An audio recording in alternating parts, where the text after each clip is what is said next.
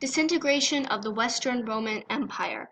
Valerie E., Nika Cooper, Dominic L., Alex Anukwu. From 27 BCE to 180 CE, the Roman Empire was thriving. It had a reliable army, it was politically stable and economically integrating, and there was an increase in urbanization. But in the 3rd century, everything changed. Constant war and invasions from Germanic tribesmen, or barbarians, had ruined agricultural progress and disrupted trade, commerce, and production. There was a crippling inflation, travel was dangerous. Solutions developed in the 4th century to fix the problems only added to them. The Roman Empire was beginning to fall. It was up to Disitegration to try to fix the aftermaths of the chaos of the 3rd century. To better rule over Rome, he split the empire into 2 halves, the East and the West. Although both of these halves have to face the same types of internal weaknesses, they were not the major reasons that Rome actually fell.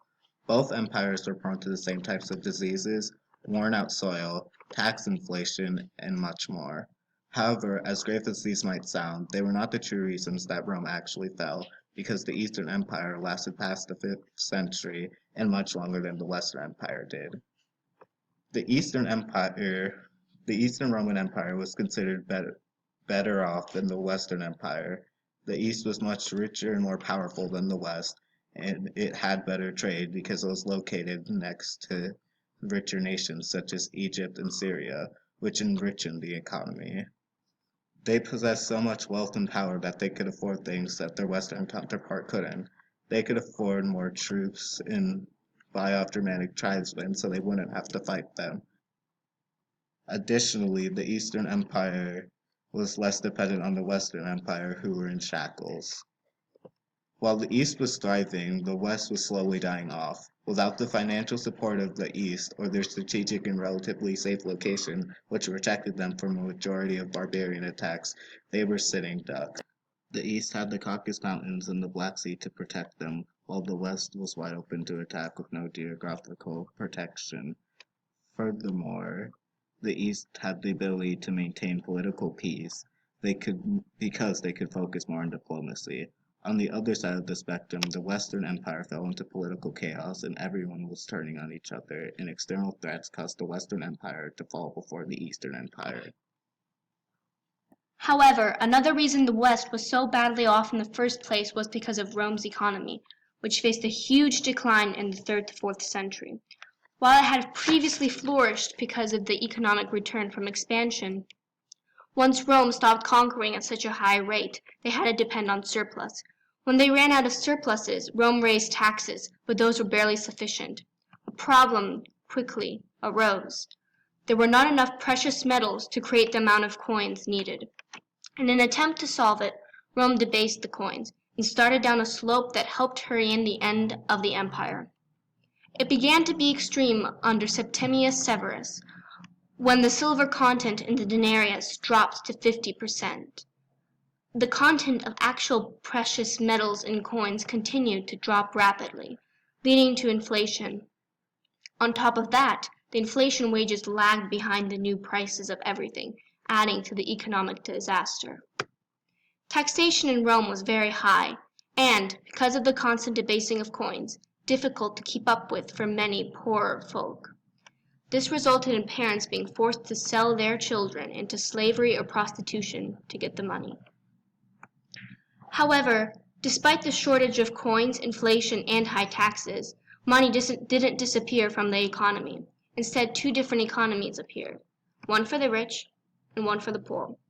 The poor people were getting their wages in debased coinage, while the rich in gold, non-debased coins. Therefore, the poor people could only buy necessities and 1 or 2 extra stuff, no luxuries, while the rich people could buy whatever luxury they wished.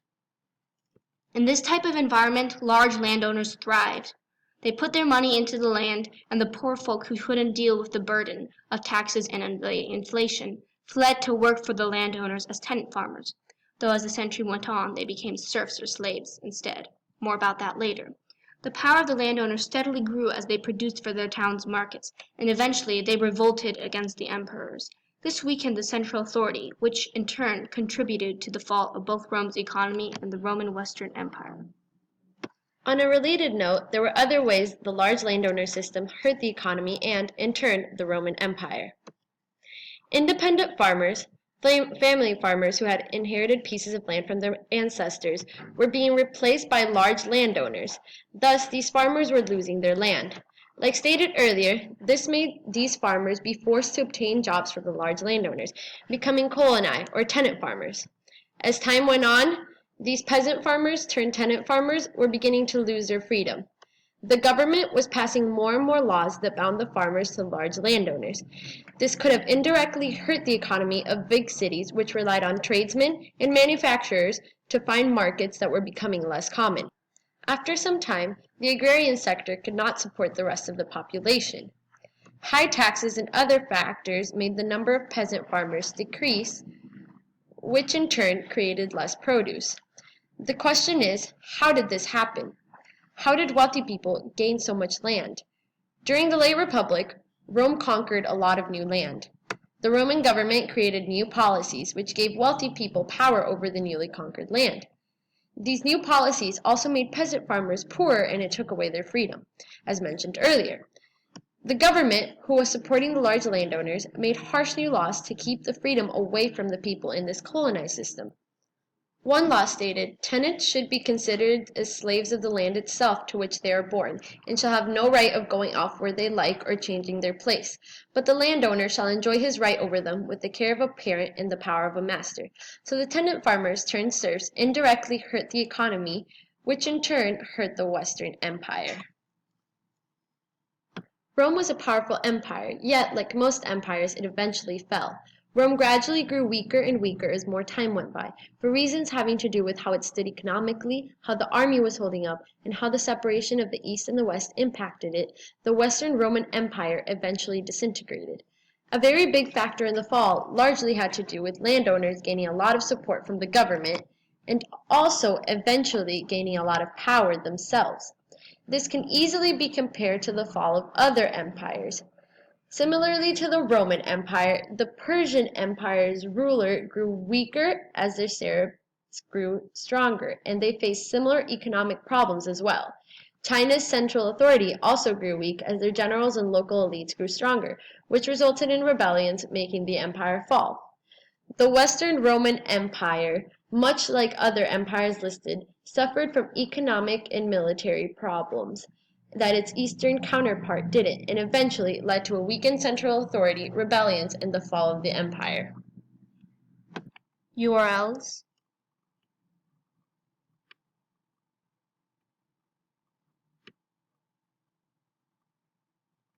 We're excited